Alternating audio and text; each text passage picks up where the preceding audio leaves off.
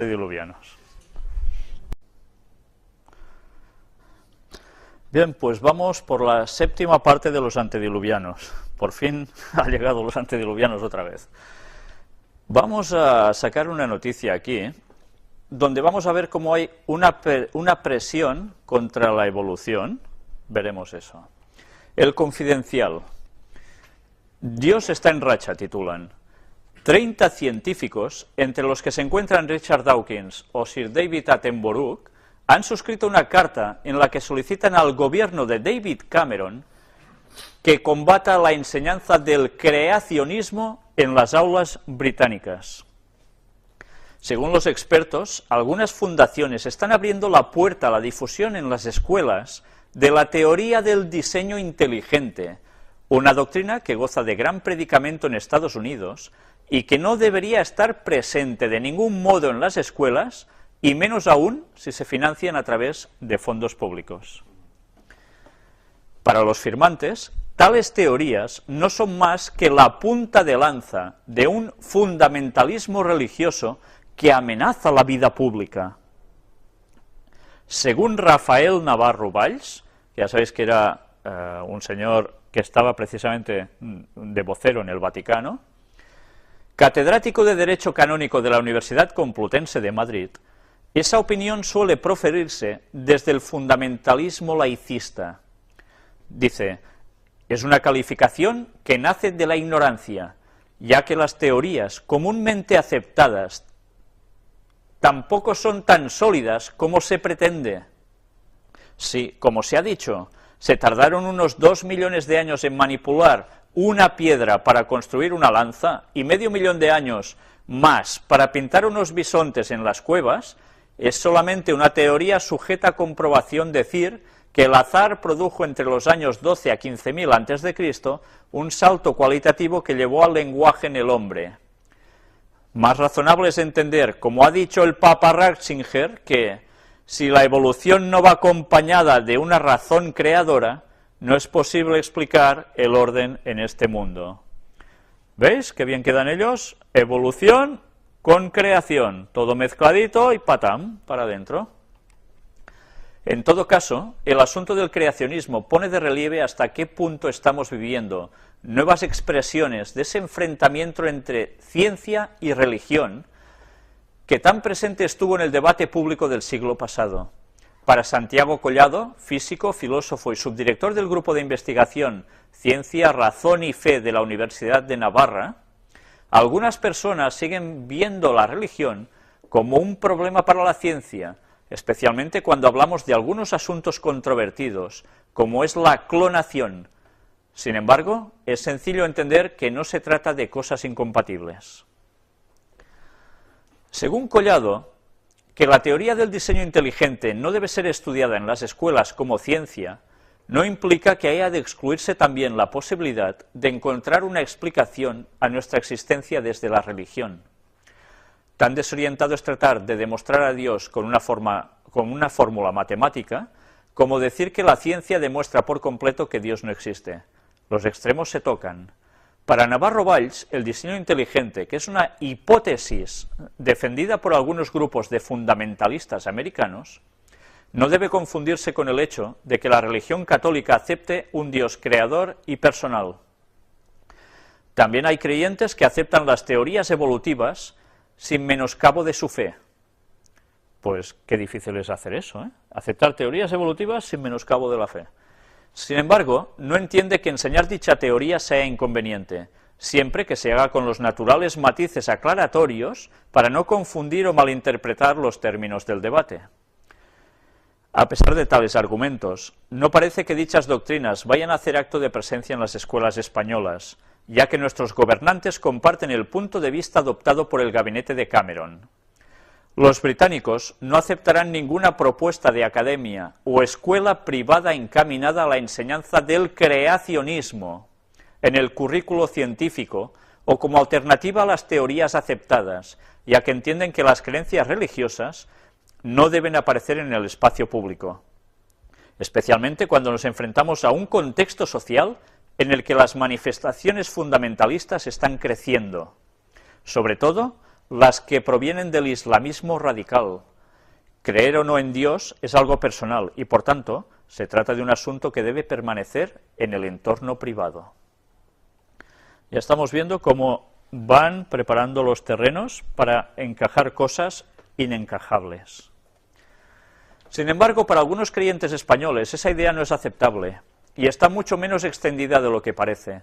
En realidad, señala Navarro Valls, esa tendencia a excluir la religión del espacio público se da solamente en Europa y dentro de ella, solo en algunos países, cuya suma de poblaciones cabría cómodamente en un pequeño rincón del desierto del Sáhara. Esta posición no es realista, ya que en América, Norte y Sur, Asia, África y Oceanía, se acepta con normalidad que la religión es importante en la vida social y política. No es algo vergonzante que haya que mantener en oscuros arcanos privados. Por ejemplo, en la toma de posesión de Obama, este citó 4 veces a Dios. O cuando Kennedy concurrió a la presidencia de Estados Unidos contra Nixon, no temía que su condición de católico se convirtiera en un problema intelectualmente relevante. Lo que temía, y en parte se confirmó, es que las manipulaciones de una pequeña parte de sus adversarios políticos lo transformaran en una ominosa corriente de rencor subterráneo, haciéndole aparecer como un hooligan de la política. El problema para Navarro Valls es que vivimos en un entorno de macartismo religioso, que tiende a convertir en un leproso político al hombre con determinadas convicciones. La realidad es que en el siglo XXI, Dios está en racha. Vamos a ir viendo cómo los planteamientos que ellos dan es mezclar ciencia con creencia religiosa. Pero mirad qué bien se lo montan, que descartan la creación tal como aparece en el relato bíblico, con lo cual, si destrozan el relato del Génesis y aceptan que Dios interviene a través de la evolución en el sistema para crearlo todo, ¿qué se están fulminando automáticamente? El sábado. Porque el sábado fue el día de descanso de toda la creación, el 7º día. Las cosas no las hacen porque sí, todo tiene su propósito. Y bien, os había dicho en anteriores conferencias que iba a presentar 2 citas de Ellen White, de la profetisa, extraídas de unos escritos suyos, hechos importantes de la fe en relación con la historia de los santos hombres de la antigüedad, en 1864. Estas 2 citas tan polémicas marcaron un antes y un después en la interpretación de lo que pudo pasar antes y después del diluvio. Estas 2 citas han dividido incluso a los propios adventistas. Para querer interpretar cosas tal como ella no decía y quedar bien con los demás, tomaron cierta postura, que fue la mayoritaria. Nosotros vamos a ver, en lo que resta de conferencias, que creo que con otra más ya bastará, cómo se desarrolló esa polémica debido a sus declaraciones. Estas 2 citas de ella aparecieron en sus escritos, pero después ya no se incluyeron en un cierto libro para evitar la problemática que conllevaron. Pero ¿sabéis una cosa? Vamos a ver cómo las noticias de actualidad le daban la razón a los relatos que Ellen White expresa que sucedieron precisamente en esos momentos. Vamos a ver estas famosas 2 citas. Una es referida a antes del diluvio.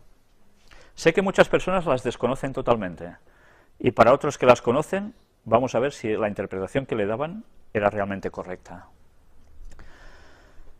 Pero si hubo un pecado por encima de todos los demás, que hizo necesaria la destrucción de la raza humana por medio del diluvio, fue el vil crimen de la amalgama entre hombres y bestias, que desfiguró la imagen de Dios y causó confusión en todas partes.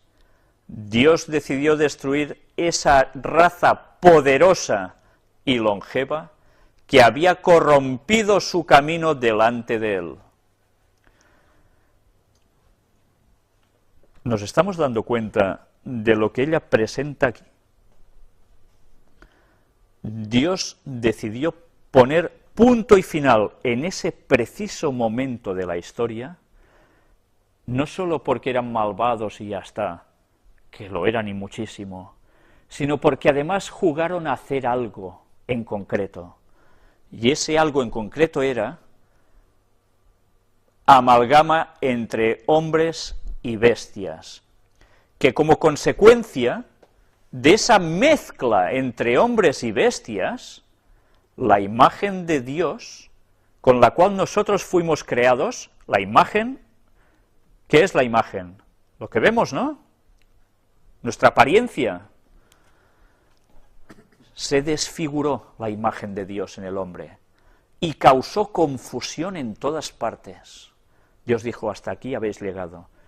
Ellos habían jugado a ser Dios. Amalgama es una mezcla de factores distintos entre hombres y bestias. Esto es lo que trajo la gran duda a la escritura de este texto. Había personas que decían, amalgama entre hombres y bestias quiere decir que un hombre hace una aberración con una bestia y la bestia tiene pues un producto mezclado entre hombre y bestia. O al revés. O la mujer hace algo con una bestia y sale un engendro. ¿Se estaba refiriendo a esto el Ellen White? ¿O se estaba refiriendo al poder que tenía el hombre de manipular la genética, que es muy distinto? Vamos a ver otra cita, porque esto ha traído montones de discusión. La mayor parte de los adventistas del séptimo día actuales desconocen esta cita, por desgracia. Pero pensad que esta cita vamos a demostrar en lo que queda de conferencia sobre los antediluvianos que esto no son bobadas lo que hemos dicho. Pero vamos a ver la otra cita antes de seguir. Referida después del diluvio, no antes, después. Todas las especies de animales que Dios había creado fueron preservadas en el arca. Las especies mixtas que Dios no creó y que fueron el resultado de la amalgama, de esa mezcla, fueron destruidas por el diluvio. Algunos decían, los dinosaurios deberían ser una mezcla, por tanto, Dios los destruye. Bueno, ya vimos que había otras citas de Ellen White que no decían esto precisamente, sino porque era que podían traer problemas al hombre después del diluvio por cómo eran. Aquí nos está hablando de esas especies mixtas que Dios no creó, pero el hombre sí. Desde el diluvio ha habido amalgamas entre seres humanos y bestias. Después del diluvio, aún pudieron hacer amalgamas entre seres humanos y bestias, porque algo tenían aún de tecnología, algo sabían hacer aún, después del diluvio, que ya habían hecho antes del diluvio. Y ella dice, como puede verse en las casi innumerables especies de animales y ciertas razas de hombres. Y gente dijo, ¿qué dice Ellen White? Es una racista, está acusando a la raza negra de ser quién sabe qué. Sí, hubo gente que hasta dijo esto, y que aún lo mantiene, para acusar a Ellen White como falsa profeta. Ellen White no estaba diciendo esto. Nos estaba hablando de que sí que hay innumerables especies de animales que no son las que Dios creó como tal. ¿Dios creó toda la cantidad de perros distintos que tenemos ahora? ¿Verdad que no? Hubo un original, luego la cosa fue cambiando y ahora aún en día se manipulan entre razas para que salgan otras cosas. Pero esto iba más allá de una sola manipulación normal. Esto se dio ya después del diluvio. Y hasta ciertas razas de hombres. Vamos a ver un comentario más adelante de Uriah Smith, un comentador de los textos de Daniel y Apocalipsis especialmente, adventista, que es genial como interpreta él las cosas y viendo cómo se siguen cumpliendo actualmente, a excepción de algunas pequeñas cosas. Este hombre quiso explicar qué había querido decir Ellen White, porque eran coetáneos, incluso él estuvo en su casa conviviendo con ella y con el marido, con James White, y explicó qué quería decir con esa mezcla también para razas de hombres. Lo veremos en su momento, pero desde luego, si yo ahora cortara aquí la conferencia, seguro que generaba ya un debate. Yo ya he explicado algo, luego iremos demostrando si lo poco que he explicado es demostrable con la fecha de hoy. Vamos a ir viendo cosas. Los humanos anatómicamente modernos se mezclaron en África con otros homínidos arcaicos. Resulta que empiezan a encontrar restos donde lo que parecen humanos estaban mezclados con homínidos arcaicos. Están encontrando cosas que no terminan de cuadrarles. Amalgamas. Ellen White había hablado de amalgamas. Los recientes avances en biología molecular han permitido extraer el ADN de decenas de fósiles. Si se extrae el ADN, ¿para qué sirve? ¿Para qué puede servir extraer el ADN? ¿Para volverlo a hacer? ¿Para volverlo a manipular? ¿Volverlo a crear? Eso es lo que han estado buscando, conseguir ADN de estas cosas tan antiguas. ¿Con qué propósito? Ya iremos viendo poco a poco en esta conferencia y la siguiente el desarrollo de todos estos conceptos. Ahora vamos a hablar de mitología. ¿Sabéis? Cuando hablamos de mitología, a veces lo confundimos con leyendas. Las leyendas pueden ser cosas que verdaderamente son rollos patateros que alguien se ha inventado y ha colado bien. Pero la mitología está basada en hechos que llegaron a acontecer y que se han ido desvirtuando hacia otro foco, pero tienen una base original, concreta, cierta. ¿Por qué voy a hablar ahora de mitología aquí? Tened en la cabeza presente las dos citas de Ellen White, siempre con lo que vais a ver a partir de ahora ya en las conferencias. Todo esto son imágenes, ya veis, no son actuales, sino de imperios y civilizaciones muy antiguas.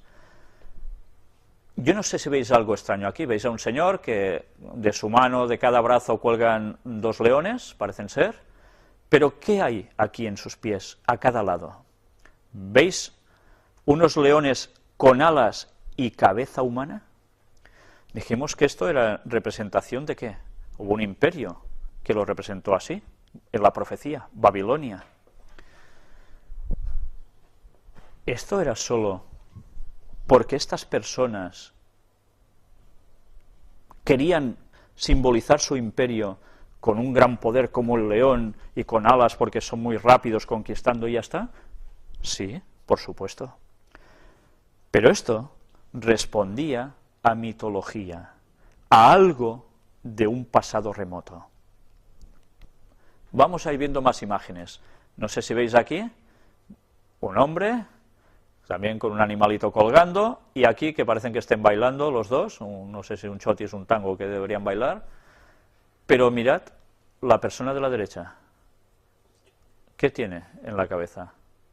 Unos cuernos, y no parece indicación de ser ningún casco. Curiosamente, aquí vemos lo que parece un sol en medio.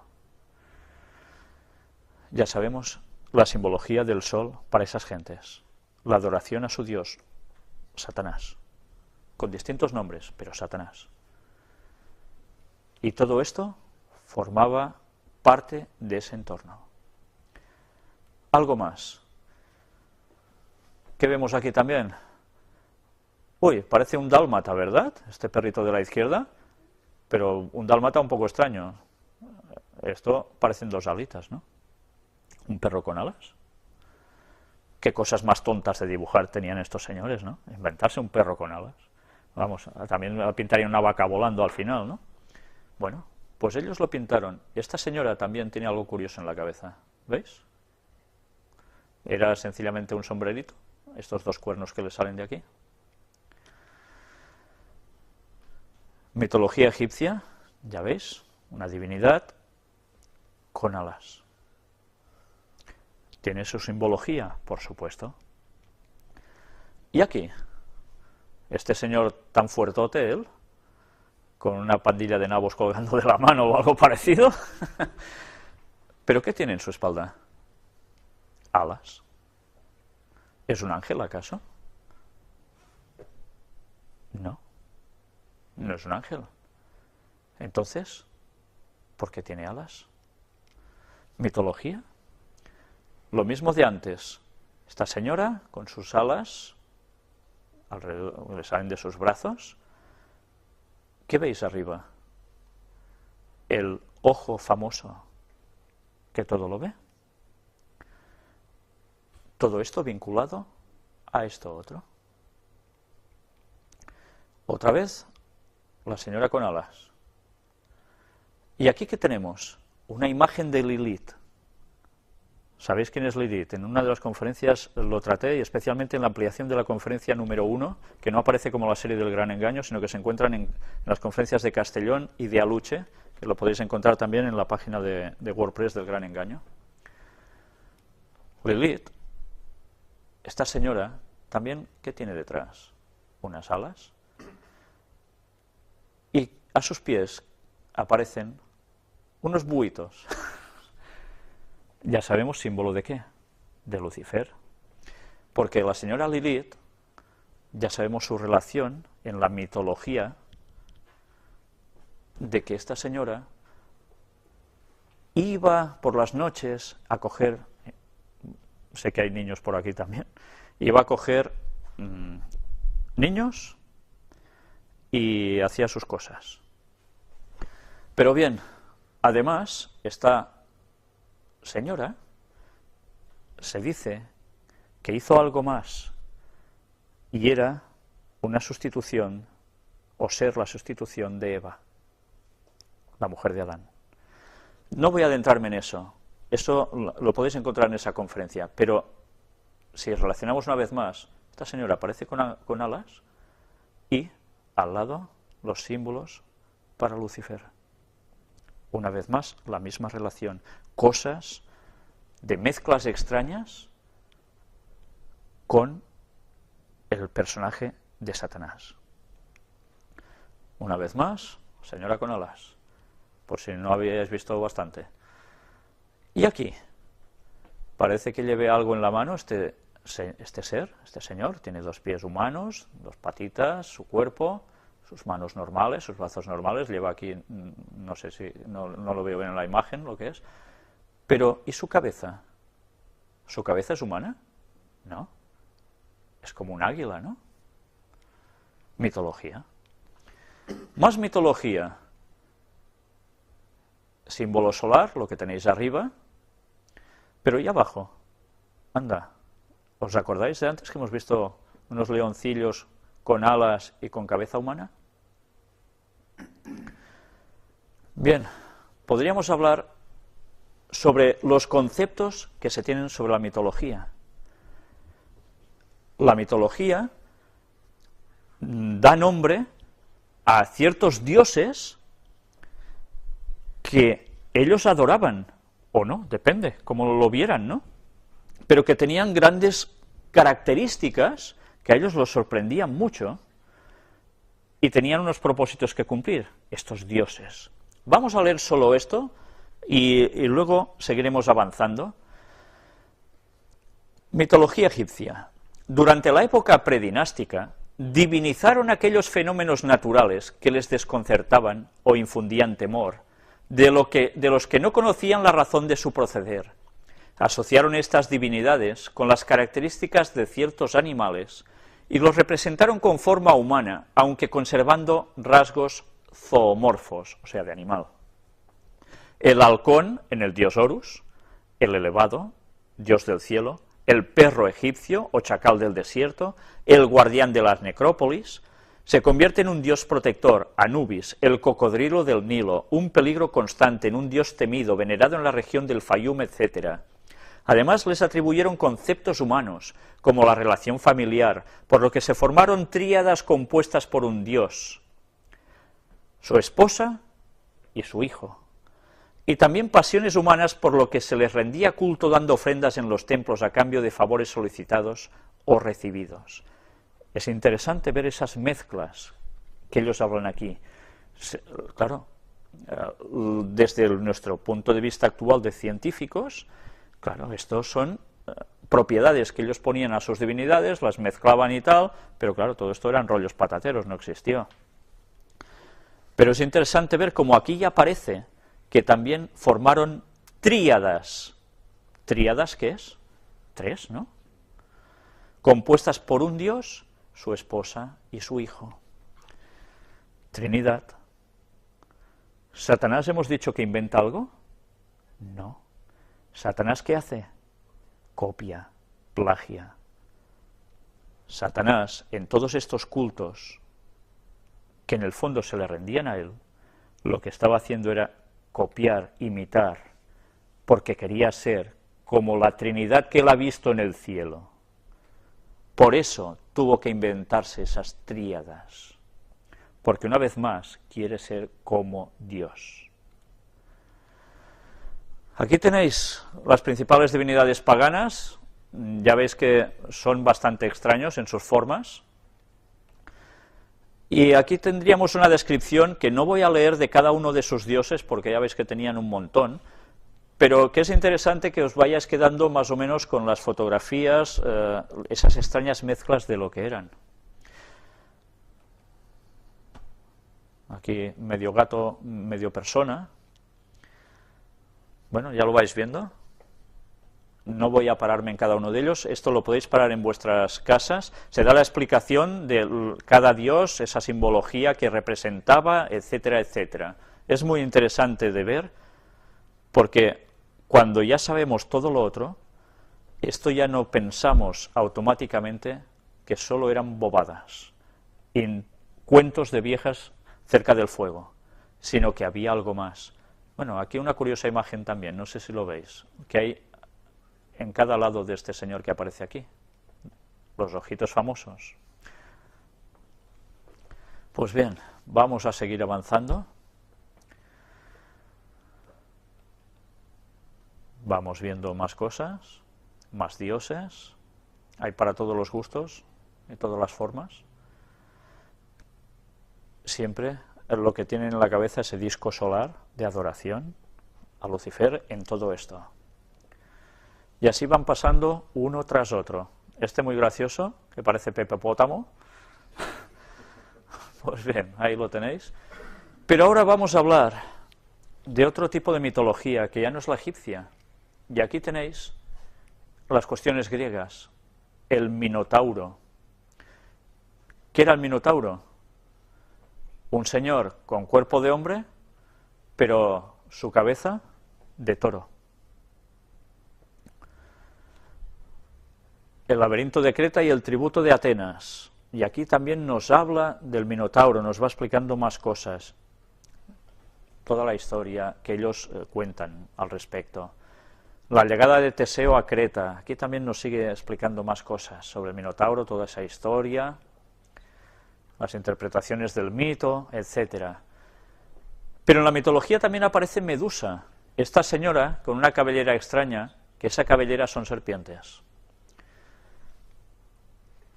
Y aquí el que se la carga. Pero bien, vamos a seguir. O una representación más. Y hay más. Pegaso, ese famoso caballo alado. Aquí tenéis toda la historia. Unicornios. Esos animalitos con un cuerno muy prominente en su frente, que se les da aplicación también a cuestiones sexuales, etcétera, etcétera. Aquí tenéis toda la explicación. Las quimeras, eso que mostramos ya en una conferencia cuando hablamos de Notre Dame, no sé si la recordáis, que ya veis qué figuras tan extrañas, ¿no? Y había quimeras de extraños bichos con varias mezclas. Cíclope. ¿Os suena el Cíclope? Aparte del personaje de X-Men, de la Patrulla X famosa. Luego hablaremos también un poco de eso. Sirenas. Esos extraños cuerpos de mujer con cola de pez. Y ahora, después de dejaros con la mitología, uno puede pensar verdaderamente es que esta gente se les iba a la olla y se inventaban cualquier cosa. Pero la mitología, hemos dicho, tiene reminiscencias de un pasado concreto. Y cuando Helen White escribió eso, estaba describiendo una situación que se había dado en este mundo, que la ciencia ha pasado por alto, porque no le cuadra, pero que se produjo, al igual que todo el relato que nos describe sobre antes del diluvio. Pero ahora vamos a ver cosas que se nos dice ciencia ficción, películas, libros y demás, donde aparecen cosas como esto, El planeta de los simios, que no tuvo solo una película, sino varias secuencias, varias continuaciones, secuelas, sí, gracias. Supongo que todos lo habéis visto, película muy conocida, Charlton Heston, interpretando a un señor astronauta que se va y cuando vuelve a la Tierra, él se cree que ha ido a parar a otro planeta y resulta que se encuentra unos simios enormes, súper fuertes, que hablan y que rigen a los hombres. Y eso da para muchas secuelas. Pero hay películas como esta otra, La invasión de los ultracuerpos, que por cierto, si la veis sabiendo todo lo que sabéis ahora sobre obeliscos y demás historias, veréis que continuamente van apareciendo imágenes en la película muy sorprendentes, que cuando yo era niño y vi esta película, yo debería tener unos 12 años, no percibí en esos momentos alguna cosa así, pero ni mucho menos. Todo lo que la vi hace poco, precisamente haciendo un repaso para ver qué podía sacar de esto, ¿no? En esta película, que teóricamente nada tiene que ver con todo esto, quedaos solo con estas escenas que estáis viendo aquí. Hay una transformación del ser humano, porque viene un polvo cósmico, parece, que en verdad son alienígenas, que se ponen a hacer unas vainas al lado de los humanos, cuando duermen, y cogen su apariencia, etcétera, etcétera, y el otro muere. Y así van ocupando el planeta. Bien, es toda una trama tonta, ¿no? Bueno, tonta, pero que desde luego está muy bien hecha, ¿no? Pero hay una escena en la película bastante curiosa. ¿Veis aquí? En esta película va saliendo este señor tocando el banjo, parece ser un pobre hombre que va pidiendo y tal, con su perro al lado, y hay un momento en que este señor se queda dormido al lado de su perro. Sabían que si se dormía la gente terminaba mal. Es muy inquietante la película en este momento, pero cuando todo aparece, en una escena de la película de golpe, ha habido una mezcla de cosas, y aparece esta escena que a mí recuerdo que me impactó mucho con 12 años. Claro, ahora lo podemos decir, uy, qué cutre, ¿no? Pero claro, algo aparece como una mezcla. ¿Sabéis? Se dice de que evidentemente la mezcla entre hombre y animal no germina precisamente en algo que pueda tener vida, etcétera, etcétera, porque hay incompatibilidades de ADN, etcétera, etcétera. Entonces, ¿cómo se podían mezclar las cosas? Pues solo manipulando ADN. Vamos a ir viendo más cosas, porque veréis cómo lo que nos va transmitiendo Hollywood nos va a llevar hasta ese planteamiento. Vamos a ver ahora un tráiler en castellano sobre la última película que han sacado sobre el origen del planeta de los simios. Toda esa secuela de varias películas, viene otra, que salió creo que es este mismo año, si no recuerdo mal, y me gustaría que vayáis viendo qué va apareciendo aquí.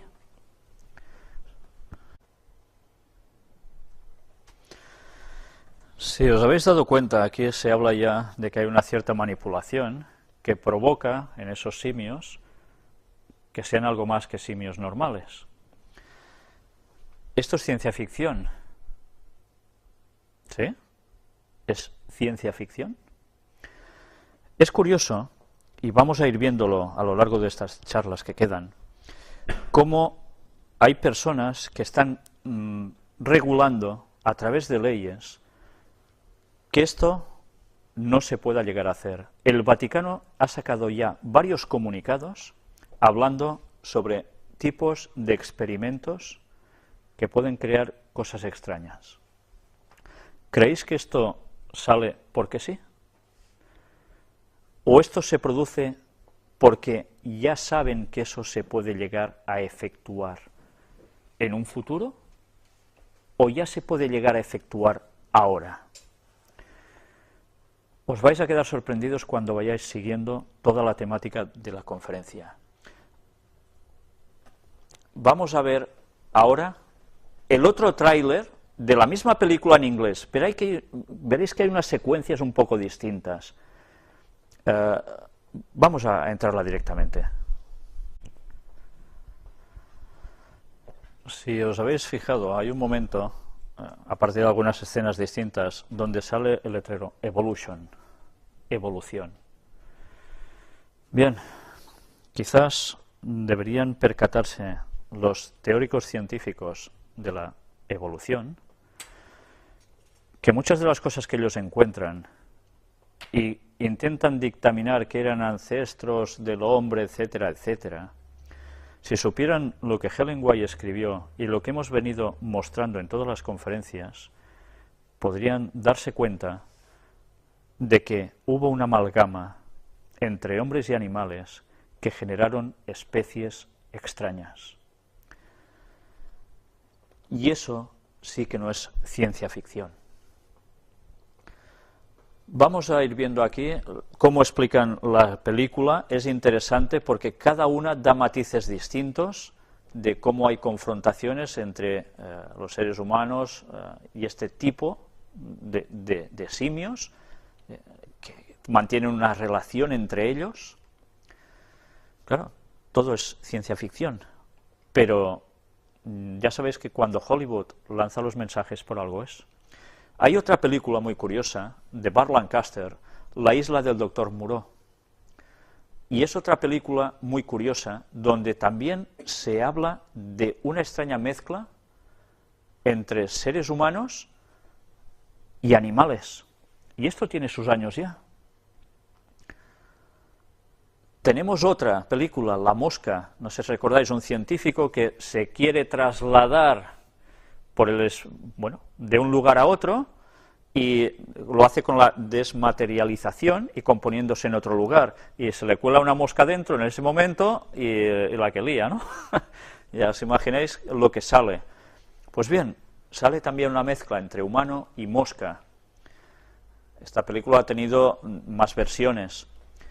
Hay otra también muy curiosa, Los niños del Brasil, con Gregory Peck, Laurence Olivier y James Mason, donde un doctor nazi va a Brasil e intenta hacer algo ya, que en esos años chocó mucho cuando salió este libro y luego la película, que era precisamente hacer reproducciones de ciertas personas en concreto, incluso cuestiones o personajes como Hitler.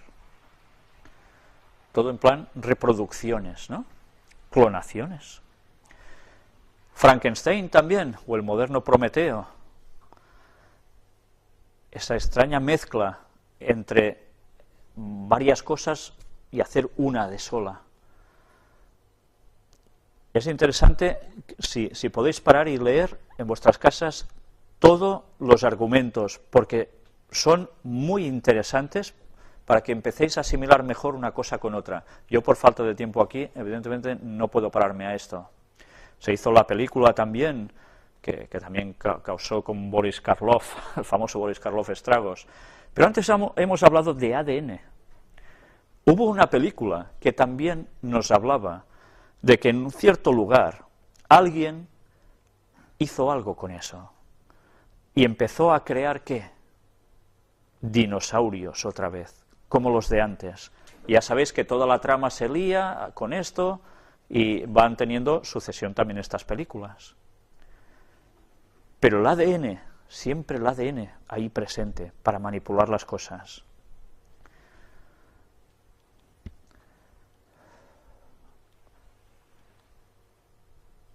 Bien, la colección definitiva aparecía de todo esto y que todo el mundo se empezó a dar cuenta de que podía llegar a ser.